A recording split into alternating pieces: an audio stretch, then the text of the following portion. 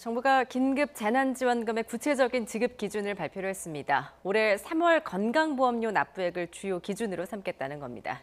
나는 혹은 우리 집은 받을 수 있나 이런 관심이 쏠렸는데 누가 받을 수 있고 또 논란은 뭔지 짚어보겠습니다. 오늘 패널 두 분과 함께하겠습니다. 정철진 경제평론가 그리고 차재원 부산 가톨릭대 교수 나오셨습니다. 두 분 안녕하십니까? 네, 안녕하십니까?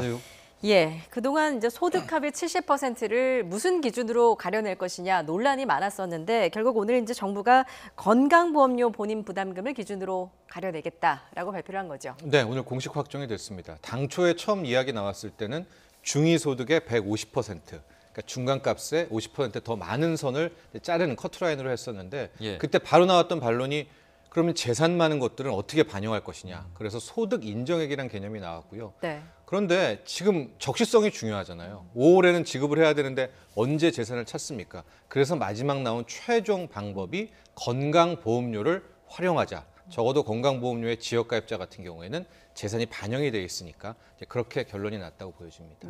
지금 상황에서는 건강보험료가 그나마 이제 빨리 지급할 수 있는 뭐 마지막 수단이다 이런 정도로 보고 있는 건가요? 그렇습니다. 아마 적기성 차원에서는 건강보험료를 하는 것이 뭐 가장 효과적이라고 판단한 것 같습니다. 그러니까 소득 인정액으로 거를 경우에는 이제 굉장히 시간이 오래 걸리는 단점이 있는 거죠. 그렇죠. 뭐 지금 한 명 한 그 소득 인정액으로 조회를 할 경우에는 일주일이 걸린다고 그러거든요. 그러니까 지금 전 국민을 대상으로 만약에 이 지금 분류 작업을 할 경우 2달 이상이 걸린다고 하니까 지금 이 재난 상황에서의 지금의 재난 구호 성격의 그 자금을 집행하는 부분에서 속도가 제일 중요한 부분이기 때문에 아무래도 그러니까 전 국민이 지금 사실상 그 가입돼 있는 이 지금 그 이 건강보험료를 기준으로 했을 경우에 상당히 나름대로 합리적이고 그리고 또 한편으로는 빨리 이걸 갖다가 지금 기준을 만약에 바로 설정할 수 있다. 그리고 또 가장 최신의 자료를 활용할 수 있다는 설명도 정부 당국이 했는데요. 예를 들면 백인 사업장 같은 경우는 전월 소득이 바로 반영돼 있는 이 데이터를 얻을 수 있다고 그래요.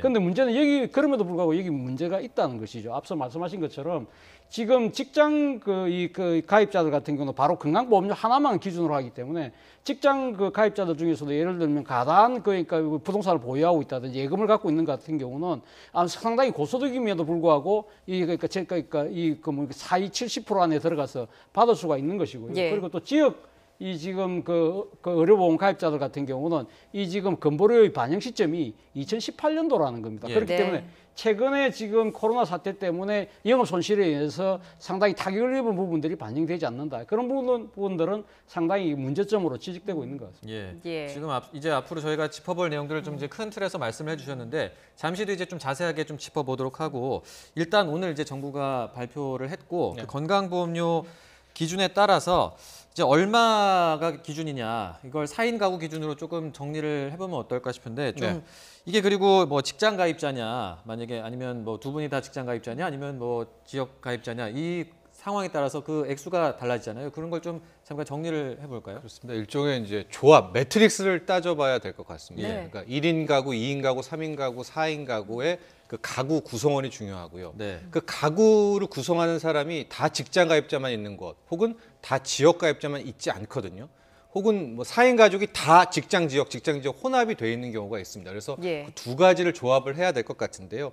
일단은 부부 여기 지금 표에 나오는 것은 이제 1인 가구인데 나는 직장 가입자다라고 하면 받을 수 있는 커트라인이 저렇게 88,344원이다 이렇게 생각하시면 되겠고요. 이제 3인 가구 같은 경우에도 직장 가입자, 지역 가입자 혼합은 뭐냐면 직장과 지역이 같이 있는 경우예요. 그랬을 때는 맨 끝에 있는 혼합을 적용하면 될 것 같고요. 이제 그런 식으로 조합을 짜야 된다는 것이 좀 복잡하기는 한데 아마 어떤 4인 가구의 구성이냐를 판단을 하시면 뭐 어렵지 않게 건보료의 기준을 찾아낼 수 있을 것 같습니다. 그래서 만약 직장을 다니는 맞벌이 부부라면 좀 어떤지 한번 그래픽 보여주시죠.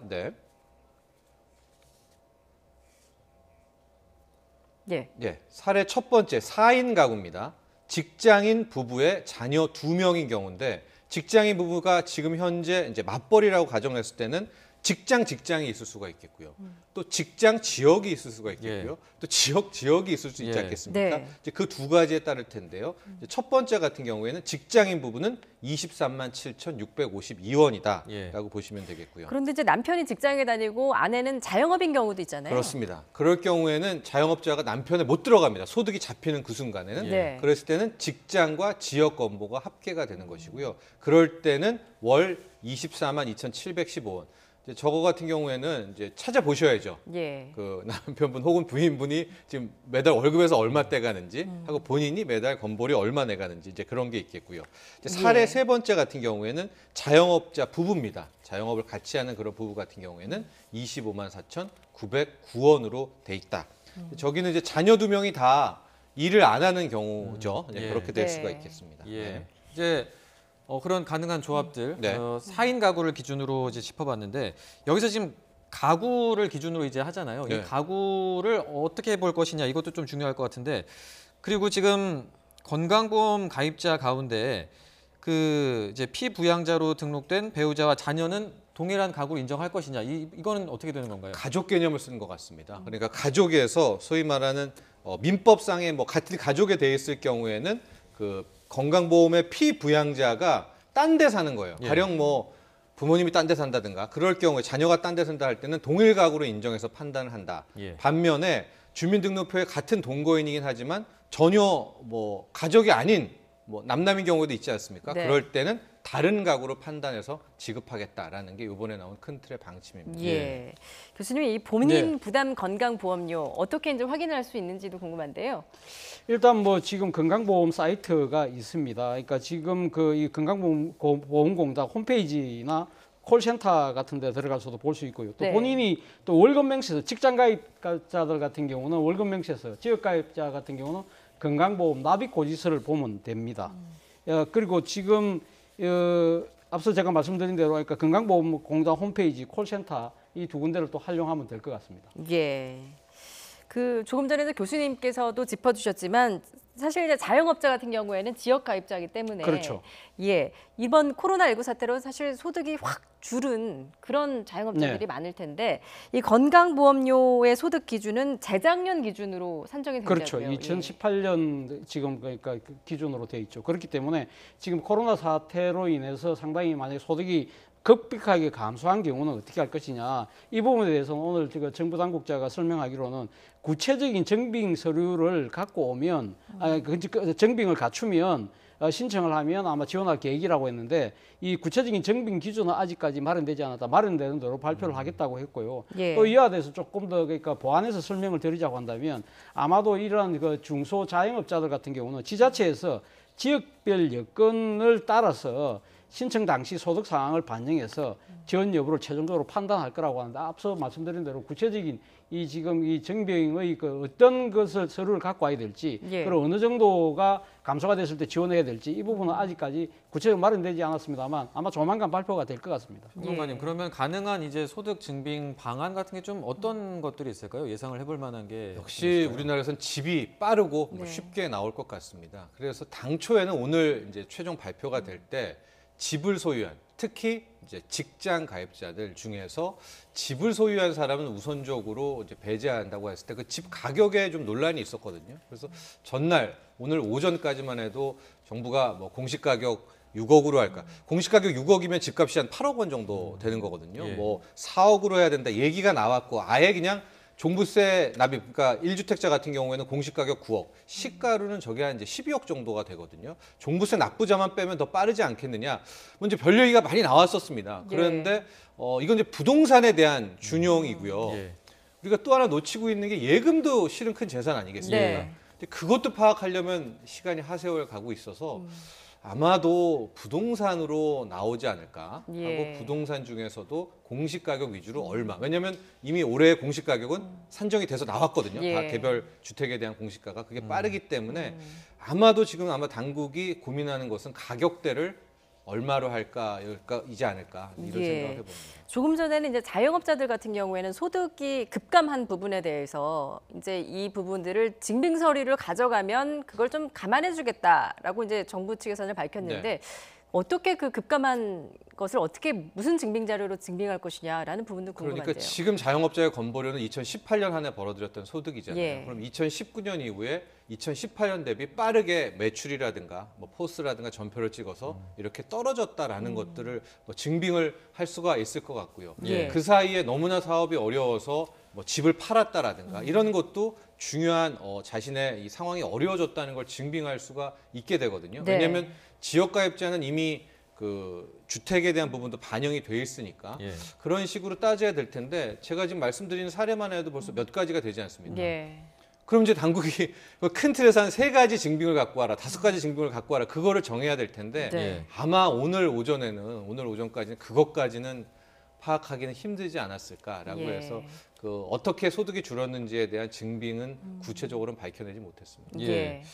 그 아까 말씀하신 이제 종합부동산세 이야기가 나오는 게 이제 네. 그 고액 자산가가 포함이 될 수 있다. 또 그렇죠. 이런 또 형평성 논란 때문에 이제 정부가 뭐 그런 부분도 좀 보완을 하겠다 이런 건데 관련해서 윤종인 행정안전부 차관의 이야기를 잠시 들어보고 이야기 계속 이어가도록 하겠습니다. 들어보시죠. 소득 하위 70%에 해당되더라도 고액 자산가는 긴급 재난지원금 대상자 선정에서 적용 제외를 검토합니다. 적용 제외 기준 등은 관련 공적 자료 등의 추가 검토를 통해서 추후 마련될 계획입니다. 일단 요 관련한. 예, 조금 전에 이제 말씀하셨듯이 부자들의 기준을 어떻게 가려낼 것이냐라는 부분에서 종부세를 기준으로 이제 컷오프를 할 것이다라고 이제 말씀을 하셨는데, 주식이나 뭐 예금 같은 게 많은 사람들도 있고요, 말씀하셨듯이. 예, 근데 그렇습니다. 예, 그 기준들이 지금 명확하게 나온 겁니까? 네, 그러니까 그 기준이 아직 안 나왔죠. 예. 금감원에 가서 뭐 예금 얼마였는지 진짜 파악하면 또 자료가 나올 수가 있을 것 같고요. 주식을 또 많이 갖고 있는 사람도 있지 않겠습니까? 그럼 이제 주식을 얼마 갖고 있느냐도 또 파악이 돼야 되고. 그러니까 이거를 넓히다 보면 이것도 반영해야 되겠고 저것도 반영해야 되겠고 굉장히 많은 것들을 반영을 해야 된단 말이죠. 그래서 이것도 어디까지를 끊어야 될지를 빠르게 결정하는 것이 중요할 것 같습니다. 근데 예.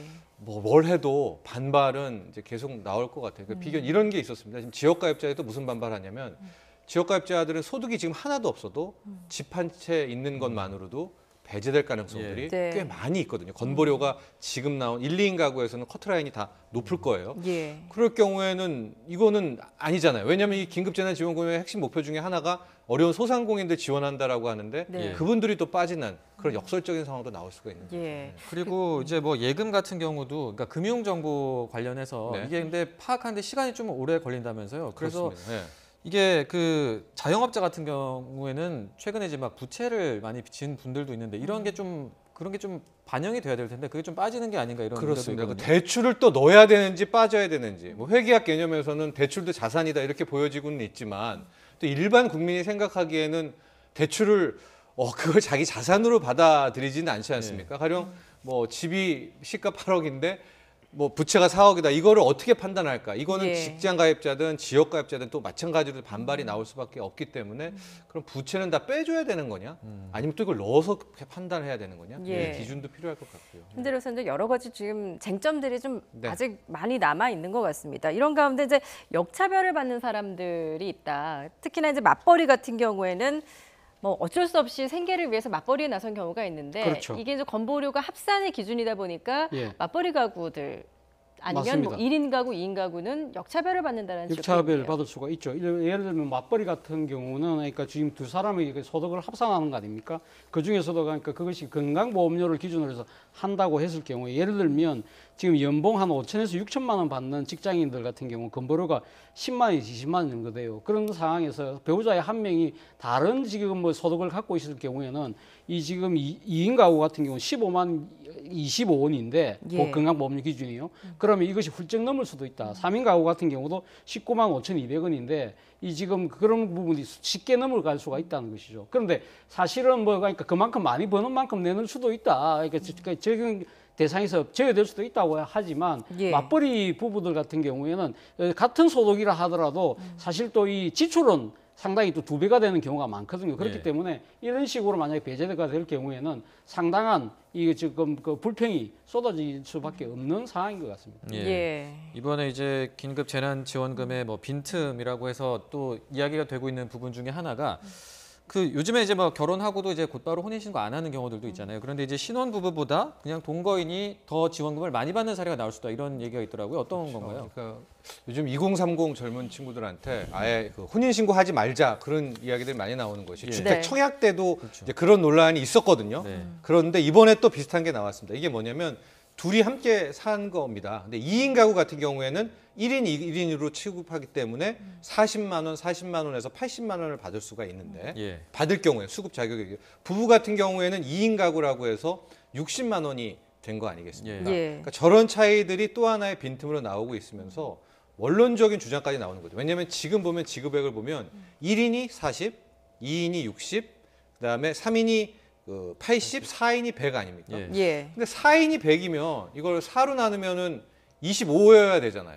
근데 1인은 40이란 말이죠. 거기서부터 예. 출발점은 또 왜 40이냐가 되는 것이고 방금 우리가 사례 봤듯이 한 집에 살더라도 이 동거가 훨씬 부부보다 많이 받게 되는 또 역사적 상황 때문에 네. 요즘에 2030도 이렇게 커뮤니티에 들어가 보면 뭐 청약할 때도 그렇고 뭐 할 때도 그렇고 차라리 이게 결혼이 아니라 동거를 좀 오래 해야 되는 거 아니냐라는 또 그런 뭐 자조적인 그런 목소리도 나오는 것 같습니다. 예. 지금 말씀하신 거를 토대로 종합을 해보면 이 재난지원금을 가구 단위로 지급하겠다라는 것 계획 자체가 좀 허점했었던 게 아닌가라는 생각도 드는데 어떻게 생각하십니까? 물론 뭐 그런 측면도 분명히 있습니다만 그러나 이 지금 정부 입장에서는 한정된 재원에서 좀 만약에 상당히 합리적인 기준을 정하다 보니까 아무래도 가구 기준으로 간 것 같아요. 그러니까 이게 사실 이것이 보편적 그러니까 이게 지급 차원으로 갔다고 한다면 이런 식으로 그러니까 그 가구별로 되지는 않았겠죠. 그러나 예. 사실 지금 그 이 가구라는 부분은 뭐 정부 입장에서는 그렇게 불가피한 선택이라고 할 수 있지만 앞서 말씀하신 것처럼 지금 우리나라의 지금 이 소위 말하는 이 젊은 세대들의 이 단독 가구 같은 경우도 상당히 많지 않습니까? 예. 이런 네. 부분들 때문에 상당히 어떻게 보면 이 가구 단위로 주는 부분에 있어서는 1인 가구 같은 게 40만 원, 뭐 2인 같은 게 60만 원 이런 식으로 4인 가구는 1인 가구 오히려 25만 원꼴이 되기 때문에 오히려 불리한 그러한 경우도 있다. 그런 부분들 때문에 뭐 상당한 논란이 있습니다만 정부 입장에서는 그래도 또 1인 가구 같은 경우는 아무래도 가족들과 같이 있지 않고 혼자서 독립적으로 생활해야 되니까 거기 조금 더 돈을 더 줄 필요가 있다는 아마 생각도 한 것 같아요. 그런 이런 부분들이 끊임없이 논란이 일어나는 것은 앞서도 예. 제가 말씀드린 대로 이것이 보편적으로 모든 사람이 다 주는 것이 아니고 한정된 재원을 갖고 한정된 사람에게 줄 수밖에 없다 보니까 아마 나름대로 놓은 고육직 체계에서 비롯된 문제가 아닐까 하는 생각이 듭니다. 예, 예. 지금 말씀 들어보니까 또 물론 극단적인 사례이기는 하지만 부모님과 다른 가구였다가 이번 코로나19 사태로 인해서 실직을 해서 부모 밑으로 부양으로 들어간 경우 이런 경우에는 또 지원금을 못 받게 되는 또 허점이 생길 수도 있는 거잖아요. 그렇죠. 방금 또 그런 사례가 예. 있죠. 그러니까 부모님이 어느 정도 여유가 있는 부자가 아니더라도 여유가 있어서 부모님 명의로 건강보험이 될 수 있는 그런 가구 같은 경우에 자녀가 뭐 가게를 폐업한 거예요. 그래서 어쩔 수 없이 건강보험 같은 경우에 피부양자로 등록이 돼야 되니까 네. 부모님 밑으로 간 경우에는 부모님 가구 안에서 지급이 되니까 그 본인은 이제 성인이고 어엿하고 뭐 있지만 부모님과 함께 합산돼서 이게 가구가 적용이 되고 있기 때문에 네. 또 이렇게 했던 부분은 아예 인정을 받지 못하게 되는 그런 경우도 있고 또 하나 최종 확정은 되지 않았지만 실업급여를 받고 있는 분에 있어서 중복 지원에 대한 문제들도 네. 좀 문의가 많이 나오고 있거든요. 이걸 예. 실업급여 받은 사람은 원칙적으로 배제해야 되는지.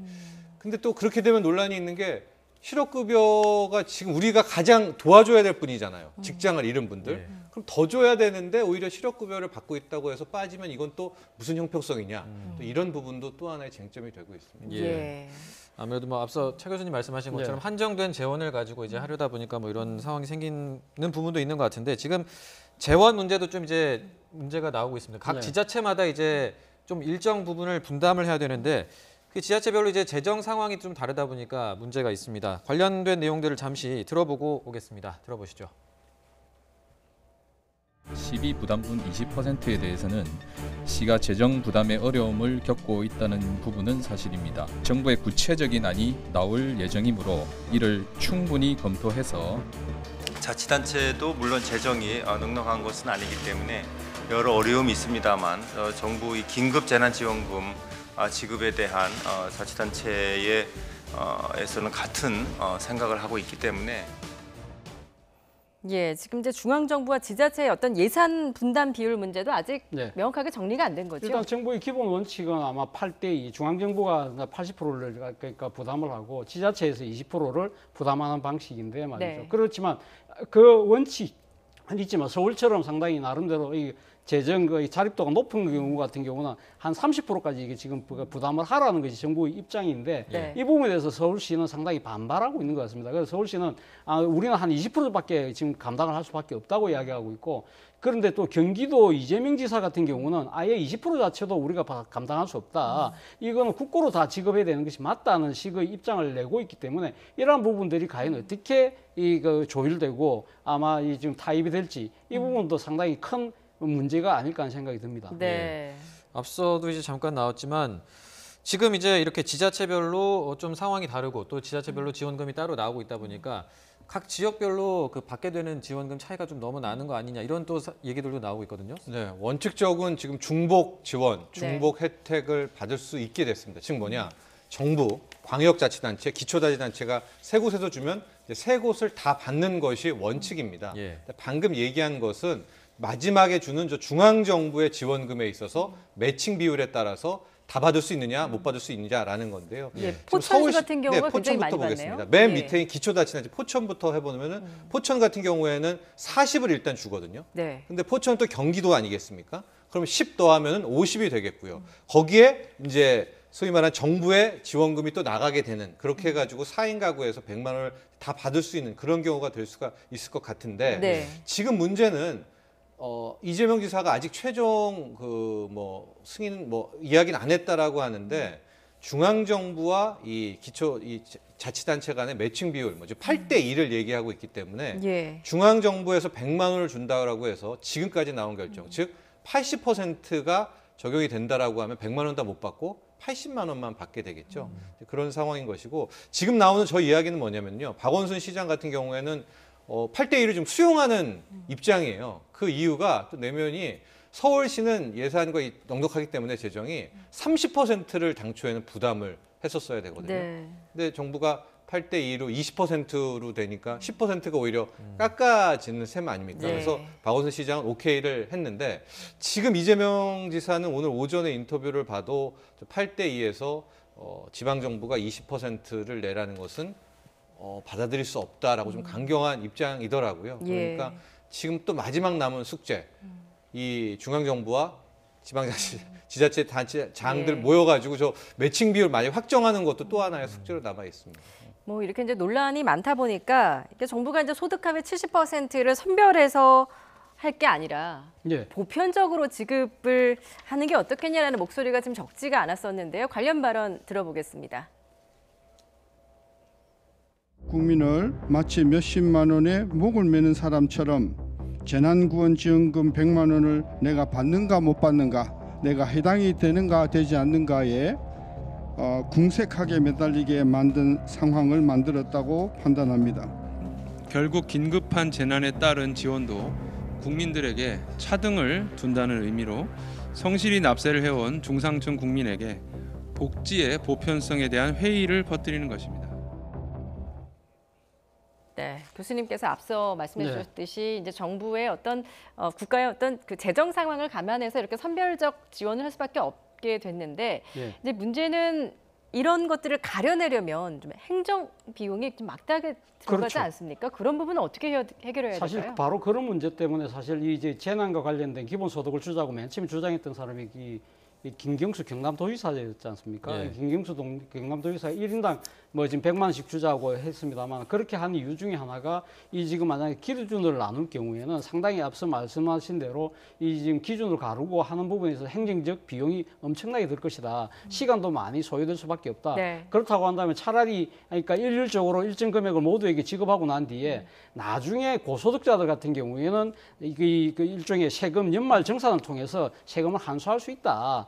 그런 이야기를 했거든요. 그런데 이 뭐 김경수 지사뿐만 아니라 지금 앞서 뭐 이 미래통합당에서도 지금 하는 이야기가 차라리 다 주고 나중에 세금으로 다시 환수하면 되는 것이 아니냐는 그런 이야기들을 하고 있거든요. 예. 그렇기 때문에 아직 정부 입장에서는 지금 하위 70% 준다고 하지만 이 부분은 어차피 국회 심의를 거쳐서 아마 제가 생각해서 추가 경정 예산안을 통해서 아마 확정이 될 건데 네. 만약에 야당이 그런 생각을 갖고 있다고 한다면 이것이 좀 더 합리적이고 효율적이라고 한다면 저는 지금 제가 이야기했던 이 지금 모든 사람들에게 일정 금액을 다 주고 난 뒤에 예를 들면 지금 그 이 연말 정산을 통해서 거기서 세금으로 고소득자들에게 환수하는 방법도 하나의 방법이지 않을까. 우리가 계속적으로 이야기했다시피 이 기준을 놓고 각 수많은 이 이야기들 논란들이 사회적 불필요한 갈등과 또 뭡니까 대립과 또 정치적인 논쟁까지 놓을 경우에는 네. 오히려 재난 그 지원금 때문에 우리 사회가 더 큰 몸살을 앓지 않을까 하는 우려 때문에 그런 이야기를 할 수밖에 없는 것 같습니다. 네, 예. 불필요한 갈등과 뭐 분열이 생길 수 있는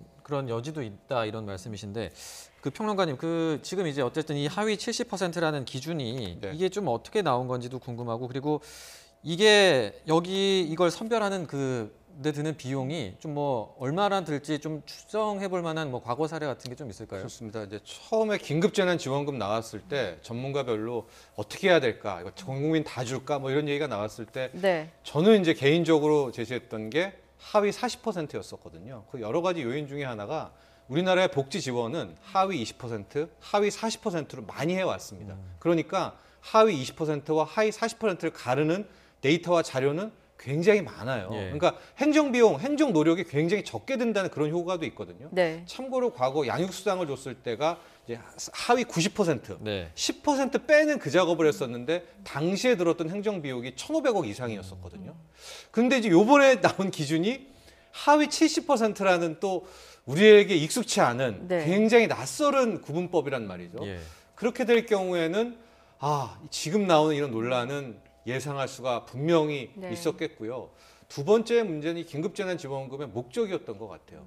처음에 제가 들었기로는, 제가 인식하기로는 긴급재난지원금의 목적은 시장에 워낙 돈맥경화가 있으니까 네. 돈이 안 도니까 단기간에 3개월이든 6개월이든 기간을 걸고 왕창 무조건 돈을 쓰게 하기 위한 그런 차원이 강했다고 보여지거든요. 네.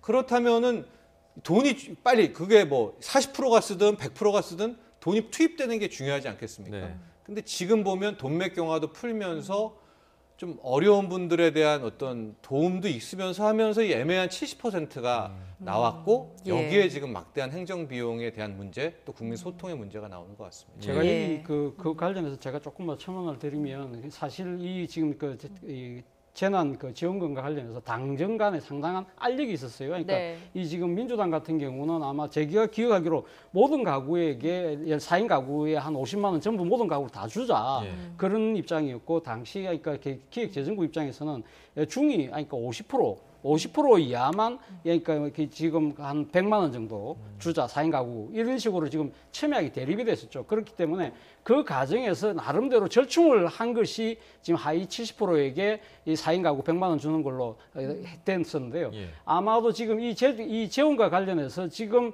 이 홍남기 경제부 총리가 하는 이야기는 이 재원을 어떻게 만들 것이냐. 작년에 지금 정기국회 통과된 예산 512조 중에서 불허불급한 예산 중에서 좀 줄일 수 있는 예산이 한 9조 가까이 된다. 네. 그렇다고 한다면 하위 70%에게 4인 가구 기준으로 100만 원 정도 되면 한 9조 정도가 된다고 그래요. 그래서 지금 이렇게 맞춘 금액이라는 겁니다. 그러다 보니까 사실 지금 여러 가지 기준에 대한 논란이 나올 수밖에 없는 그런 상황이 된 것이죠. 앞서도 제가 말씀드린 대로 차라리 모든 가구에게 다 똑같은 금액을 주고 예. 그걸 세금으로 환수하는 방법도 하나의 방법이지 않을까 생각이 듭니다. 예, 그 소득 하위 70%라는 게 이제 우리 사회에서는 처음으로 만든 기준이기 때문에 좀 혼선도 있고 특히 이제 중산층 같은 경우 그 아슬아슬하게 경계선상에 있는 분들 같은 경우 굉장히 혼란스럽거든요.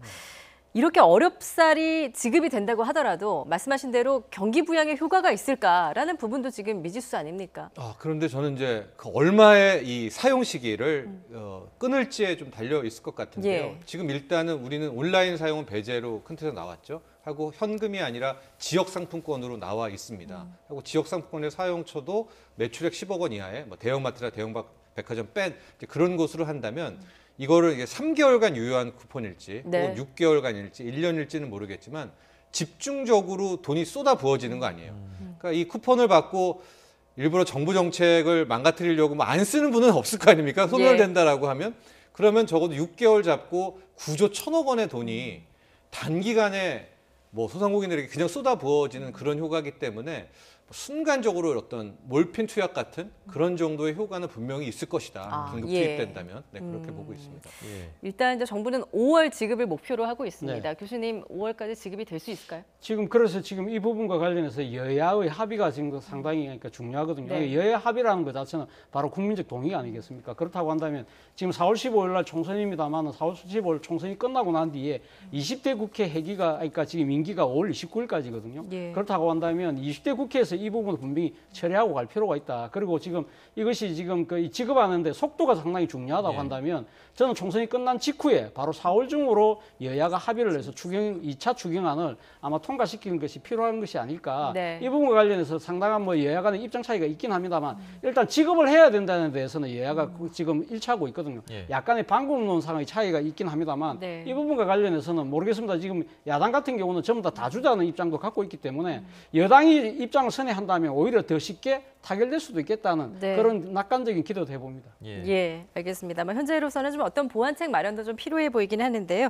70%에 달하는 국민들이 그래도 지급을 받는다는 점은 좀 감안을 해야 될 것 같습니다. 정철진 경제평론가, 차재원 부산가톨릭대 교수와 함께 말씀 나눠봤습니다. 잘 들었습니다. 고맙습니다.